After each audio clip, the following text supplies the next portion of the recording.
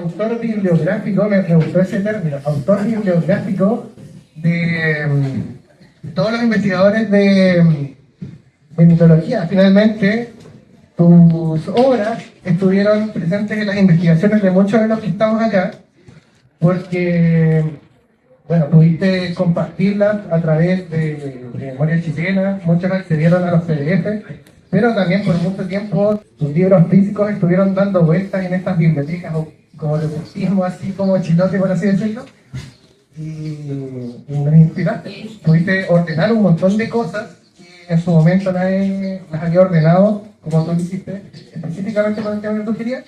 Así que muchas gracias por estar acá. Como decía uno de los autores que me precedió, estoy usando la tecnología de Chayanne. Bueno, muchas gracias por las concertosas palabras, Francisco. Me gusta haber venido para no transformarme en otro ser tecnológico de Chiloé. Y vamos a acompañar el texto que voy a leer con imágenes de los artículos, los libros que utilicé hace casi 30 años, o más de 30 años, para escribir sobre Chiloé. Como decía Francisco recién, mi trabajo fue de carácter bibliográfico, hice un barrido por todo lo que se había publicado entre 1850 y la época en que yo estaba escribiendo, para ver cuáles eran las palabras que se utilizaban como metalenguaje del léxico brujeril. Entonces, bueno, en primer lugar agradezco la invitación de Chiloé Oculto, a Francisco, a Héctor, contador, que me rescataron del olvido como investigador de temas Chiloé. Y quisiera destacar además el ambiente de leal camaradería que se ha producido en esta reunión, en la que más allá de las ponencias y los talleres mismos, se van generando lazos amistosos entre sus participantes, entre quienes predomina la generosidad con que se comparten los conocimientos y el deseo de ayudar a encontrar caminos de investigación a los interesados por iniciar la búsqueda de conocimiento en este particular campo del saber. Paso a referirme entonces al diccionario de la brujería en Chiloé. Para quien esto escribe, fue una sorpresa recibir la invitación de Mago Studios, manifestando interés por publicar este libro que escribí entre 1982 y 1983. Sin otra intención que hacer una recopilación de palabras especializadas recogidas de los libros que pudieran haber tenido conexión con el tema. Por ese entonces estudiaba una licenciatura en lingüística y tenía una fuerte fascinación por la lexicografía y por la historia. Y como los temas suelen caer por casualidad en manos de sus autores, un buen día cayó en mis manos un modesto folleto de 40 páginas, dado a las presas por la imprenta Ponce Hermanos en 1908, con el título Los grupos de Chiloé, célebre proceso del juzgado de Ancud, declaración de los reos. Su lectura me conmovió, porque esta pequeña recopilación daba cuenta de un proceso que había llevado adelante la autoridad política liberal y racionalista, buscando la desaparición de diversos aspectos de la cultura tradicional chilota y la imposición de modelos distintos a aquellos concebidos por el pueblo de Chiloé para explicarse su realidad. Este proceso ha de haber sido traumático, pues se arrastró a la cárcel no solo a quienes lucraban utilizando el miedo o explotando los deseos de venganza, sino que también sufrieron castigos aquellas personas que practicaban la medicina tradicional del pueblo huilliche, con el uso de hierbas o sustancias que proporcionaban la naturaleza, o los sustratos populares, herederos de la forma de curar hispánica, que mezclaba supersticiones y religiosidad. Sin embargo, más allá de esto, me encontré en el vocabulario especializado atribuido a la brujería. Me concentré en este vocabulario. Allí había palabras y conceptos compartidos por huilliches y criollos, y otras que eran exclusivas de la lengua original del territorio. Me propuse entonces recopilar el léxico especializado, recogido en el citado proceso judicial, y compararlo con aquel que habían recogido los autores dedicados a la investigación de la cultura popular en Chiloé. Leí, por lo tanto, a Agustín Álvarez Sotomayor, Galvarino Ampuero, Alejandro Cañas Pinochet, Renato Cárdenas y Carlos Trujillo, Humiliana Cárdenas, Francisco Cavada, Constantino Contreras, Mauricio Marino y Cipriano Osorio, Evaristo Molina, Elena Quintana, Rogel Santibáñez y Nicasio Rangel. Inspirados en motivos distintos, todos ellos habían contribuido a preservar creencias y léxico distintivo de la cultura chilota, algunos desaparecidos por influencia de la penetración cultural occidental, pero otros sobrevivientes a pesar de todo. Quise diferenciar los roles distintivos desempeñados por curanderos, hechiceros y brujos, aportando definiciones que distinguiesen entre quienes hacían el bien, utilizando la medicina tradicional, y aquellos que utilizaban las supersticiones para aprovecharse de la credulidad del prójimo.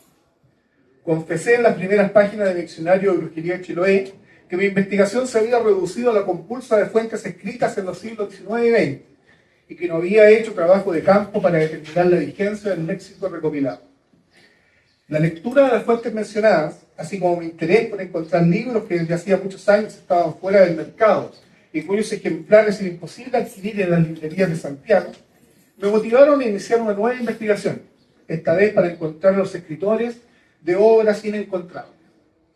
Ahora bien, con anterioridad a la publicación del diccionario, había impreso un avance de la obra, seleccionando el diccionario que tenía en construcción solo las aves y las plantas vinculadas a la tradición brujería.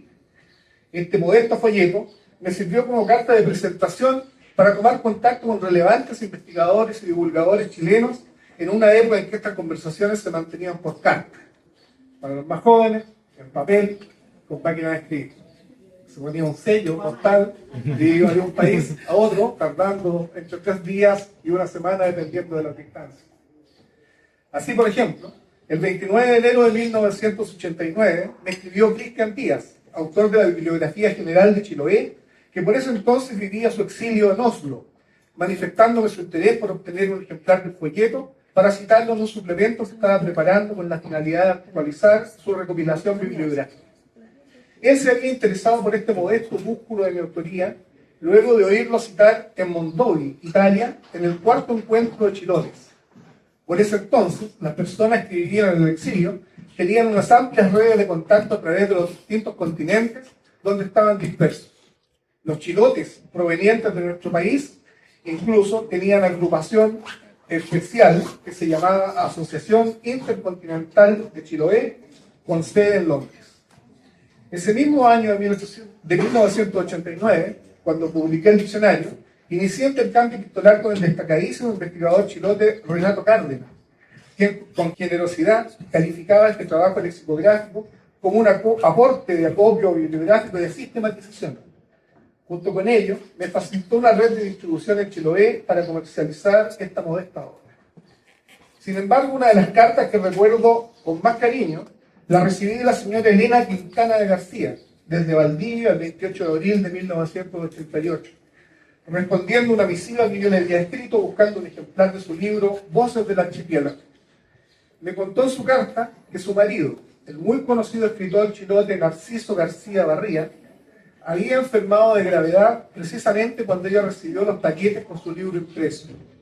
2 meses más tarde su marido murió y la tristeza que comprensiblemente le embargó la paralizó en su inicial interés con publicar sus conocimientos y difundir sus voces del archipiélago, que permaneció guardada en su casa hasta ese año.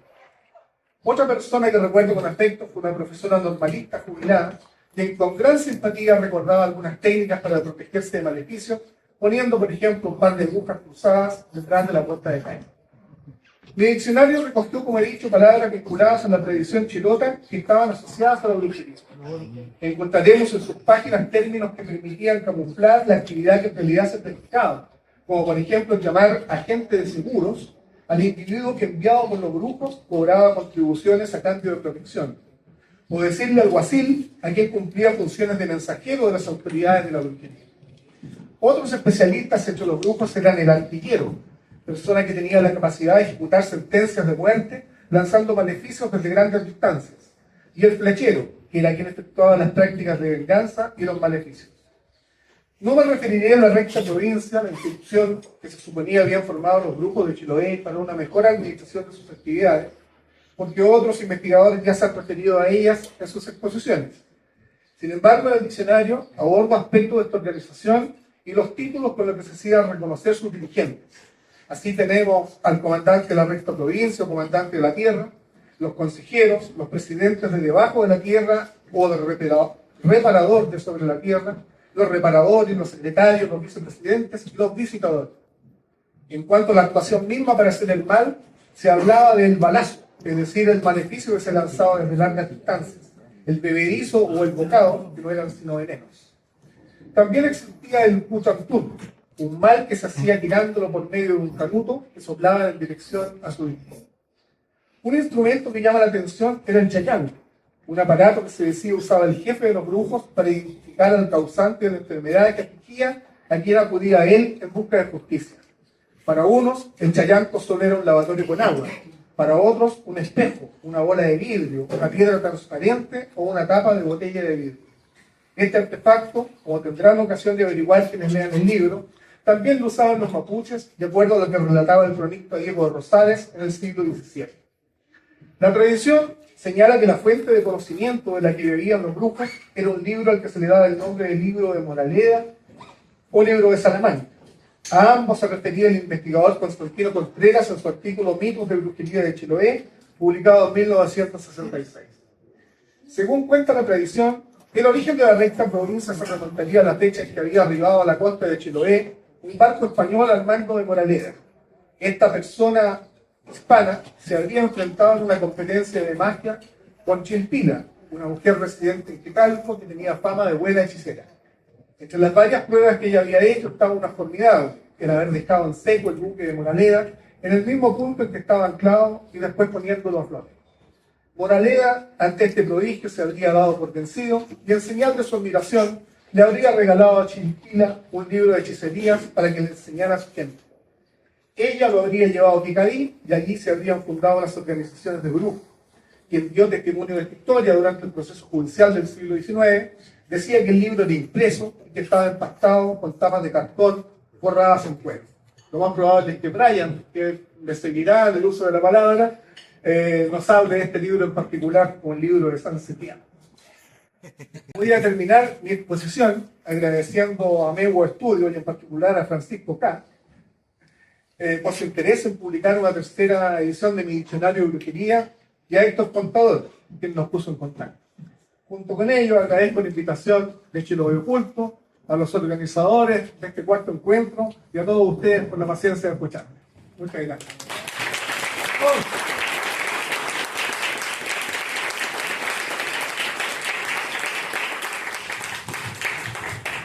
Bueno, me gustaría que ahora comentemos lo que sería esta tercera edición. La tenemos aquí disponible por si alguno de ustedes quiere adquirirla, que es este librito de acá. Esta, como decía, es la tercera edición. Jamás hubieron otras. Entonces, estas que están acá serían todas, ¿no? ¿Cuál es el dueño de las tres ediciones? Mira. Esta sería la primera edición. Sería en 1989. Esta sería la segunda edición, que salió en el 97, ¿no? Sí, sí. Esta, a diferencia de la otra, tenía ilustraciones. Esta fue la primera instancia en donde tuviste ahí un artista que te estuvo ayudando. Y esta sería ya la tercera edición definitiva, ultra deluxe, en donde le pusimos más cosas igual. Creo que eso igual es importante como mencionarlo. Sí. Hay un anexo que hizo el editor, una recopilación de palabras asociadas a la brujería y que se publicaron con posterioridad a la edición de 1997. Claro, ahora ahí le pusimos parte del texto que nos leíste ahora recién, también una introducción.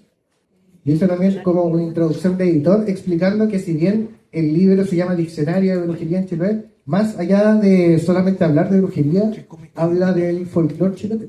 No es como solamente un libro de ocultismo, como podrían muchos leerlo solamente por el título, sino que habla mucho de las tradiciones y de los vocablos que se usaban como... ¿no es cierto? Entonces es un libro importante como para el folclore de manera general. Y bueno, en el caso mío, que estudio mitología, también me ayudó sobre Chile. Y bueno, y como tú decías, hice este anexo que al final como del libro de Don Manuel, puso una cosa que se llamaba el libro apócrifo de magia, o sea, el diccionario apócrifo de magia chilota, en donde puse más vocablos que salieron como en otras bibliografías desde el 90 hasta la actualidad, en donde ahí varios de los que están acá están incluidos dentro de esa bibliografía, y pudimos poner algunas cosas. De hecho, no sé si lo notó, pero puse varias descripciones que estaban en diálogo como con lo que usted puso en su momento. Por ejemplo, el tema del bauto. no sé si se acuerda específicamente, usted puso pauto y lo puso como con una pregunta, ¿cómo se refieren a un brujo? ¿O como está pauteado? El pacto, sí, eso era, el pacto. Y yo dentro de mi investigación me topé con el término pautén. El pautén es un cargo huilliche que ya no se usa, está como extinto, por así decirlo, muy nuevo, parecido a lo que serían las maestras de paz huilliche, que es un machi o un brujo o un huilliche como con capacidades mágicas, digámoslo así, que se asocia principalmente, por ejemplo, con el camahueto. El tema de que cuando nace el camahueto, que sería este ser cuernado que empieza a destruir todo, puede ser controlado con un lazo de sargazo. Específicamente, el sargazo es como esta alga que estamos contando. Y pueden lacearlo y ahí lo controlan, o controlan también como su destrucción. Dicen que lo ocupaban para arar más rápido. Era como una versión mitológica de un arado. Y ahí podían también arrancarle como el cacho para perpetuar como este ciclo de reencarnación del camahueto, por así decirlo. Y esto lo hacía el pauto. Entonces puede que, o sea, el pautén. Entonces puede que el pauto esté relacionado al pautén. Y en Quillón también me dijeron de que pauto era posiblemente relacionado a esta persona como con rasgos brujeriles, era utilizado para como insulto, para decírselo a alguien como maldadoso, como, este pauto, como, quizás como este brujo, pero tenía esta como connotación negativa. Entonces, bravo del incordio. Claro, sí, pues el incordio, es como decir el incordio a algo que está como haciendo maldades por ahí. Bueno. Entonces, es divertido porque muchas de las preguntas que ustedes hacían en la época se han seguido investigando y han seguido teniendo, no digo que esa es la respuesta a la pregunta que hizo su yo de joven haciendo esto, pero son preguntas que perduran y que estamos todo el rato como descubriendo como nuevos antecedentes dentro como de esto. Y bueno, y usted en todas las versiones pide disculpas. No sé si en la primera lo hace, pero sé que en la del 97 y en esta otra pide disculpas de que a pesar de que hizo su investigación bibliográfica, nunca corroboró si todavía se usaban. Exacto. Falta el trabajo acá. Claro, falta el trabajo acá. Bueno, está acá, así que técnicamente ahora está haciendo el trabajo. Y estamos hablando como de todo esto. Y también me gustaría como mencionar un dato curioso de las 3 ediciones, y es que en las 3 ediciones le cambiamos el nombre, no sé si se ha dado cuenta. El primero se llama Diccionario de la Brujería en Chiloé. Ese es el título original. Después se llama Diccionario de Brujería de Chiloé. Y el tercero vuelve a ser Diccionario de Brujería en Chiloé. Le quito la. Entonces, igual las 3 ediciones tienen 3 variantes del nombre del título, pero me gusta más el título. Claro, normalmente uno no discute con los que ya graban las tapas. Sí. Bueno, ¿le gustó esta tercera edición? Quedó muy bonita, sí, y además ese aporte adicional, un anexo que yo creo que va a ser muy fructífero, que alienta toda la investigación. Claro, igual yo esta hora la pensé como para este ambiente actual, por así decirlo. A todos los investigadores que están por aquí presentes, el diccionario está pensado como para ustedes, para que puedan revisarlo y puedan finalmente comparar notas entre la investigación que hizo don Manuel y la investigación como actual. Ahí puse mi granito de arena. De hecho, mi parte es más mitológica, bueno, obviamente por obvias razones, pues yo me dedico a eso, que la de usted. Entonces puse también todos los seres mitológicos que tenían que ver como con brujería, pero no eran brujería directamente. Entonces ahí puse como algunos seres curiosos. Por ejemplo, el Bill Pony. ¿Sabes cuál es el Bill Pony? Bueno, me falta leer el diccionario de para que estudien. El Bill Pony es una invocación de brujos. Y es una lagartija que come papas, como todo en Chile. De hecho, curiosamente, y esto también da como para más estudios, hay varios reptiles que comen papas. así como dentro de. Y el Big Pony se supone que es como una invocación que hace un brujo, escrita como este lagarto, no hay como mayor descripción más allá de eso, que se mete a las plantaciones de papa del vecino maldito, por así decirlo, y se come eso. Entonces es como un maleficio de brujos, como encarnado en este lagarto come papa.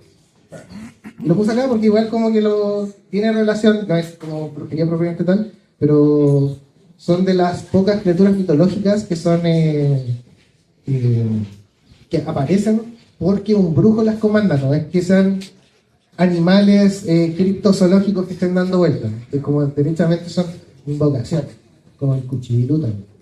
No es que pillas un cuchillilú, ¿cómo podrías pillar el trauco quizás en una aparición ahí en el bosque? El cuchillilú tiene una intención de bañar o de hacer algo en específico, hay una agenda detrás de un brujo ahí, aunque bueno, no puse el cuchillilú acá, pero sí puse como el Vilpoñi como representando un poco estos como términos que considero que para los que les interesa el tema puede que haya confusiones, así que preferí como ponerlo.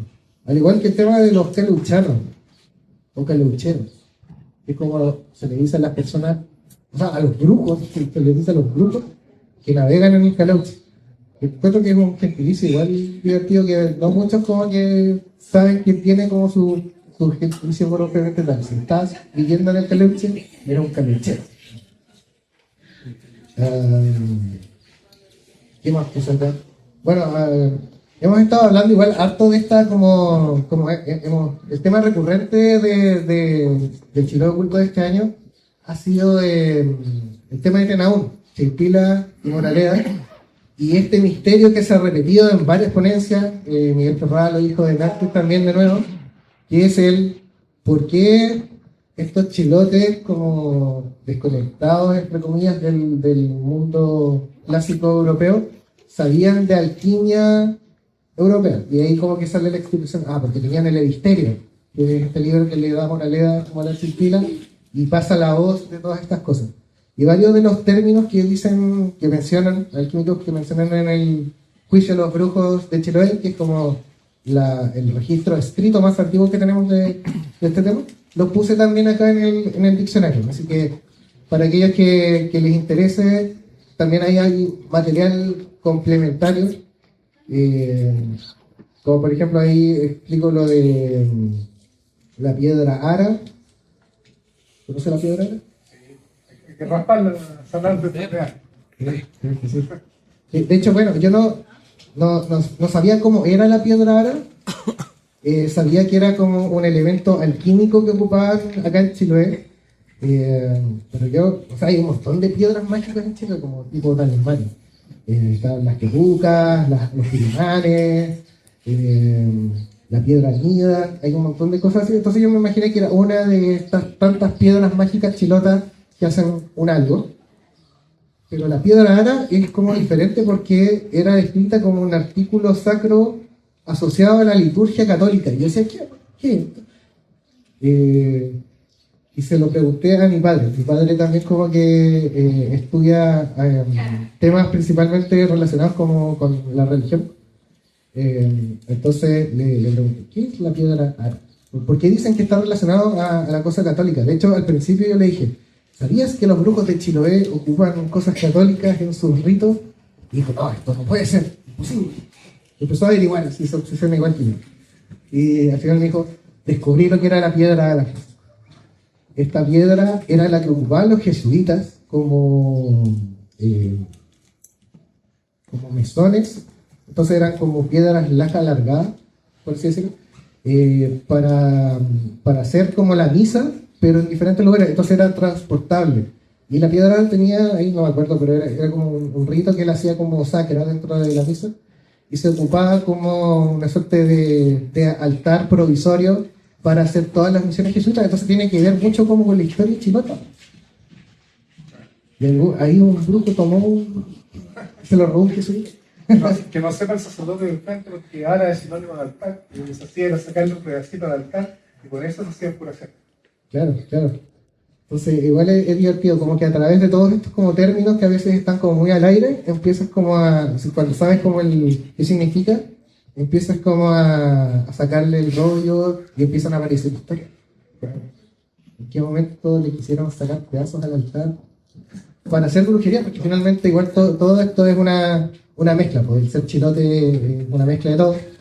Y que estos machis, brujos, bueno, usted de hecho los diferencia acá en el diccionario, pues dice, a veces son brujos, a veces son hechiceros, y daban como le dije, curanderos, y que son cosas diferentes. Por ejemplo, la piedra de Ara se utilizaba como un remedio, no era para hacer un maleficio. Claro. Sí, pues, es como en beneficio a. Pasa ahí en ese sentido, no lo ocuparían como los brujos propiamente tal. Claro, no, curandero. Aunque un curandero podría ser brujería. Puede haber alguien que se- Como que depende del día, es curandero y hace. Sí. Fue una época en que las profesiones se confundían. Claro, y es importante como diferenciarlas. Las charlas igual como que lo hemos un poco mencionado así, pues. No todos son brujos. De hecho, el Persus en su charla como que enfatizaba eso. Se le decía brujos de manera despectiva a todos estos indios que hacían cosas. Es como una expresión negativa que se le tenía a los indígenas.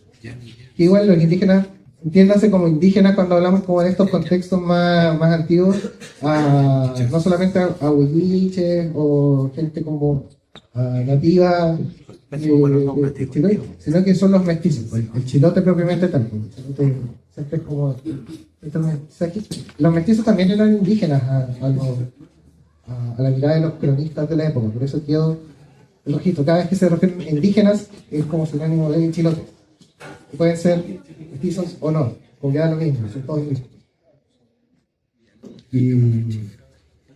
Y eso, a ver si voy a leer una última, porque igual es interesante preguntarle cosas in situ ante la mirada de todo.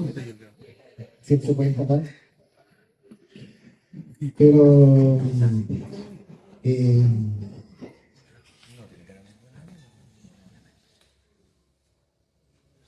a ver, aquí puse otro talismán que es la piedra nida, que creo que la había mencionado. En Chiloé hay como varios talismanes, están todos asociados, como decía usted, no solo a la brujería, no, hay brujos que hacen maldad, pero varios ritos mágicos de Chiloé tienen que ver como con piedras. Hay una piedra que te sirve para plantar papas, que crezcan las papas bien bonitas. Hay talismanes que te generan buena suerte, etcétera, etcétera. Y hay está este talismán que supe hace poco, de hecho, como que terminé de tenerlo más claro leyendo de Upbreak Province, que es el libro de Brian, que bajo su mirada como que lo entendí mejor. Que la piedra nida, también dicen piedra pida, como de Perú. Esto lo corroboré después con uno de estos registros de este lonco. ¿Cómo se llama? Este lonco que alcanzó a tener como registros audiovisuales en blanco y negro. ¿Cómo se llama? Igual es como famoso. Bueno, ahí me voy a acordar. La cosa es que él como que corroboraba esto. Era una piedra, que según él era del porte de una moneda, transparente, que se ponía en los corrales de pesca. Los corrales de pesca, entiéndase como construcciones artesanales de piedra que estaban hechas como para recibir a los peces. Entonces es como que se atrapaban solos. Subía la marea, estaban ahí, bajaba la marea y quedaban atrapados. Estos eran como los corrales de pesca antiguos de Chiloé, que las familias normalmente las hacían cercanas a sus casas y que vivían en borde mar. Y la piedra pida terminó siendo como un talismán que ocupaban, pero nunca dicen qué, porque si lo describen como transparente será un cuarzo, un vidrio, no sé. Y lo ponían para que los peces como que se acercaran un poco a esta piedra mágica, como que los atraía, la comunidad de peces. Así. Y es como una de las cosas que muchos chilotes no saben. Finalmente a través de como estos nombres uno empieza también como a cachar de que hay más magia en Chiloé de la que uno creería. Magia como de misterio. Bueno, usted la ha estado estudiando desde antes que yo, así que es un poco como el acercamiento que usted siempre hizo. Es como que se dio cuenta de que estaban todos hablando de magia y Oye, yo no quisiera terminar la intervención sin recordar algo que es importante.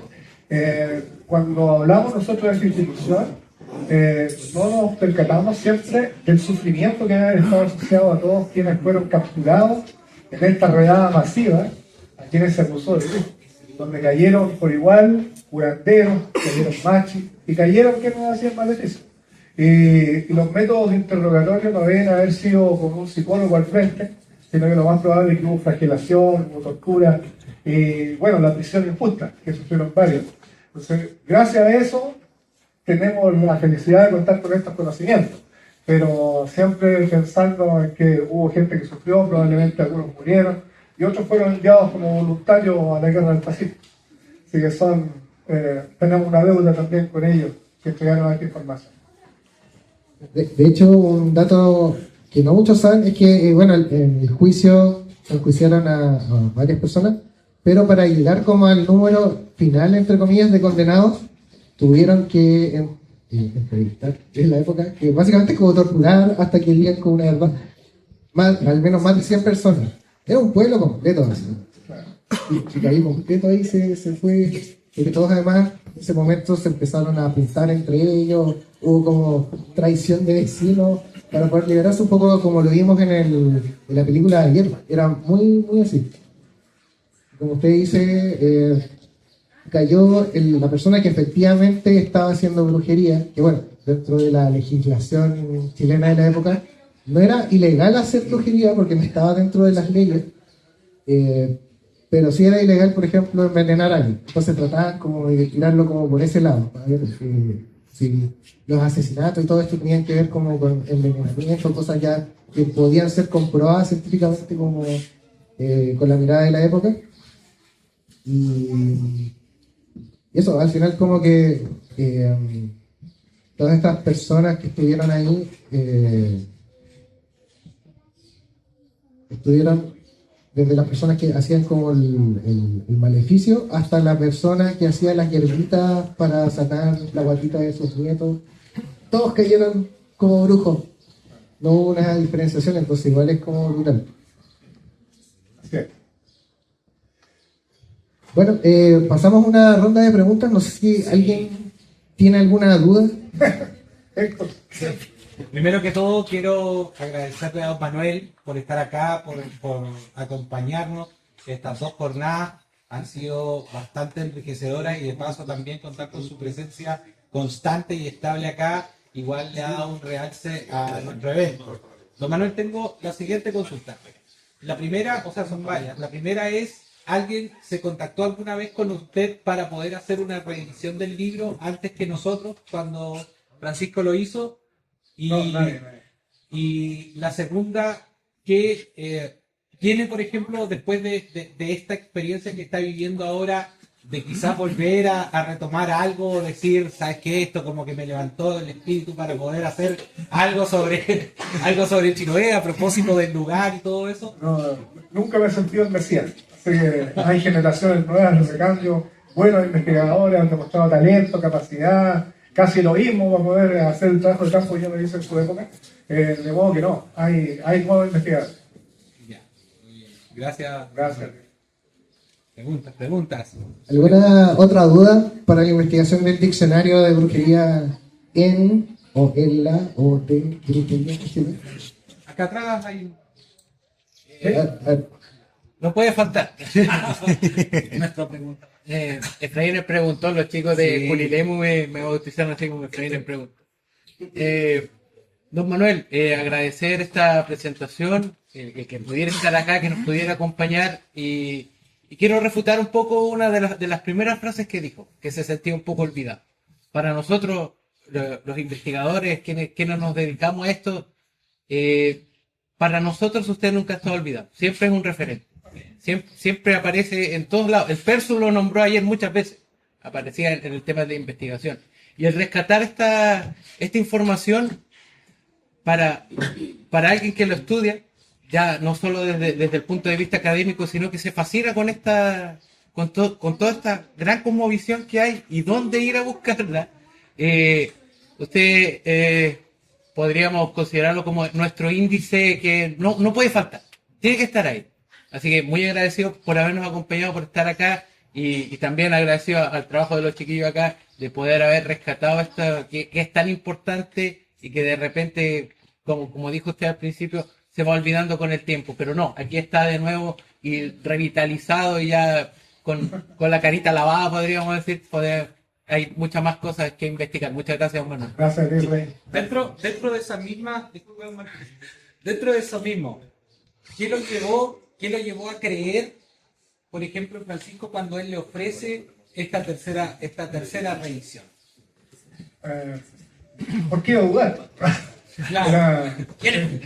No, claro, ¿quién es Francisco? ¿Qué de hecho lo veo oculto? Claro. Hago algo en internet y ya no necesité mandarle cartas a nadie. Bastaba un par de correos electrónicos y listo, y al segundo teníamos información que se ve que hay un trabajo serio donde está abierto. Y mi libro, para mí, era un libro que yo tenía olvidado. Lo había escrito y ahí se acabó para mí el tema.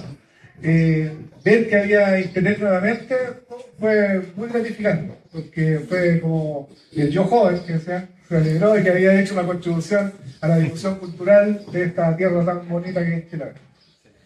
Allá había una pregunta. ¿Qué? Sí, quería preguntar cuál es como la leyenda urbana más oriunda, característica de Chile. Ahí le paso la pelota a Francisco, que es el que sabe esas cosas.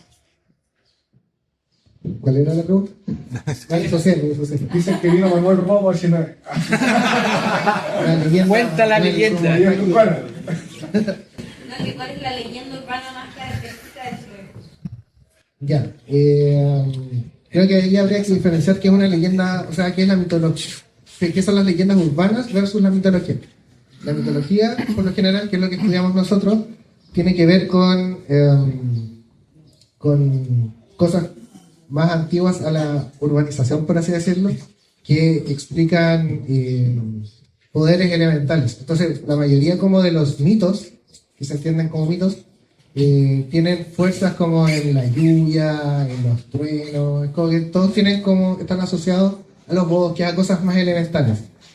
Las leyendas urbanas como tal, como los fantasmas, como la Llorona, como con ese tipo de cosas que se ven como más en la ciudad, siento que son 1000 veces peor, en el sentido como de ser tenebroso.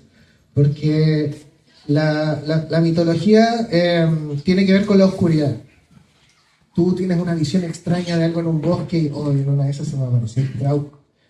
Pero como que también queda como la duda, porque lo viste en la oscuridad. Pero la leyenda urbana, viste el fantasma bajo luces LED, no cabe duda de que lo viste. Entonces, son mucho más tenebrosas las leyendas urbanas, porque rompen esta falsa seguridad que nosotros tenemos en la urbanización.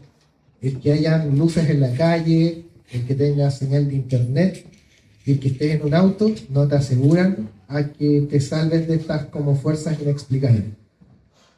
Leyendas urbanas en Chiloé, creo que podríamos hablar como de... Hay algunos como fantasmas, hay cementerios como malditos y cosas así, pero por lo general siento que como Chiloé todavía no está tan urbanizado como ciudades, son como pueblos grandes, ¿no? Se podría decir, no son como ciudades tan grandes, no tenemos tantas leyendas urbanas, todavía tenemos más mitologías, pero aún así como que se asocian a las urbanizaciones, porque que vivas en un pueblo no significa que estés a salvo de presenciar algo inexplicable, por así decirlo. Aquí mismo en Tenaún puede que pasen muchas cosas.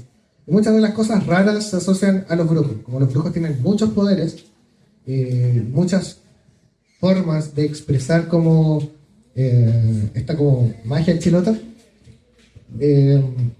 pueden pasar cosas. Por ejemplo, si te pierdes en lugares que tú ya te conocías o ya eras como familiar, por ejemplo, si, no sé, pues, cruzas acá la plaza de Tenaún y te pierdes en la plaza de Tenaún, que es como esto nomás, significa que alguien te enlazó, que es como este como maleficio que te pueden tirar como a distancia para dejarte ileso, básicamente, ileso.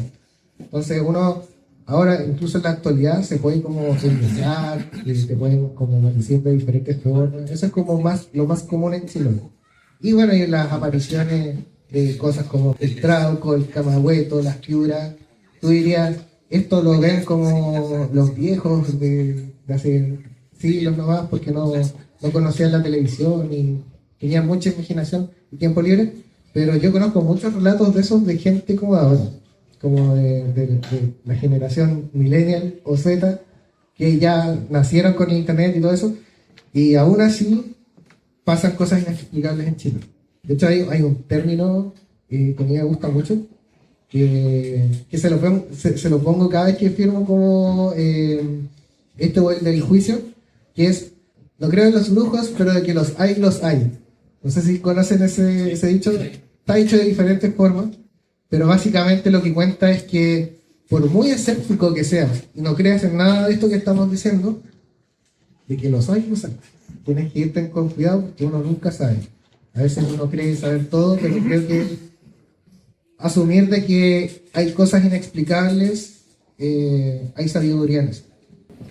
¿Al Fascorcillo? ¿Levantar la mano? Acá, no quiero darle las gracias públicas porque realmente dentro de la conferencia que nos preguntan, que es la zona de los vecinos, el TEPLA, para mí que soy el que hizo todas estas criaturas, necesito varias versiones y de verdad, gracias a todo el trabajo que usted ha hecho, también existe esto. Así que no siento que realmente está olvidado algo así porque hay nuevos creadores que están usando su conocimiento como para volver a la vida. Así que agradecido. Muchas gracias. Honrados. Sí, me emociono mucho de que pueda estar acá. Es una leyenda viviente de Don Manuel. Tiene que asumirlo. Ya. Una leyenda urbana. Es una leyenda viviente. La vanidad es un pecado, así que voy a dejarlo ir diciendo que.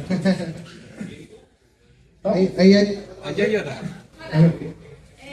Bueno, yo vengo desde fuera, soy turista, vengo desde España, muy interesante el evento, está encantado. Quería preguntar desde mí también, y lo poco que he leído sobre Chiloé, recién llega hace 3 días, cómo convive la brujería y la mitología chilota con la modernidad y con el turismo cultural.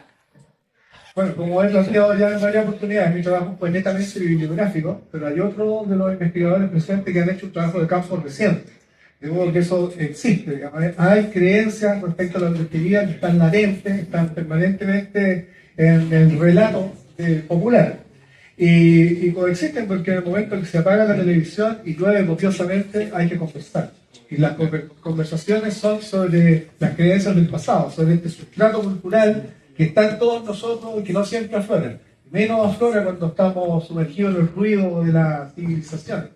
Surge cuando volvemos a nuestros temores ancestrales, a conversar sobre aquello que nos contaban nuestras abuelas y aquellas cosas que nos atemorizaban cuando éramos niños. De modo que está latente, coexiste. ¿De qué parte de España? Soy de Galicia. Galicia. Sí, No, sí, Mayra, me encantó porque- bienvenida Nueva Galicia. Sí.